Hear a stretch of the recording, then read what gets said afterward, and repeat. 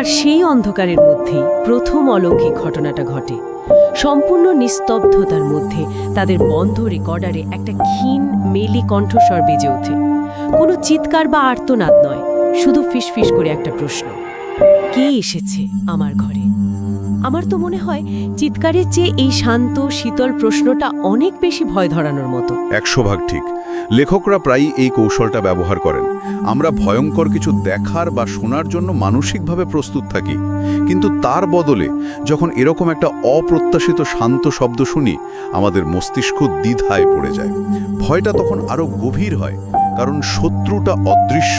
Right?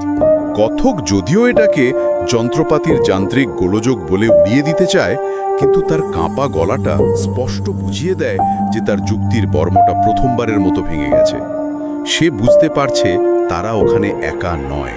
এই মানসিক চাপের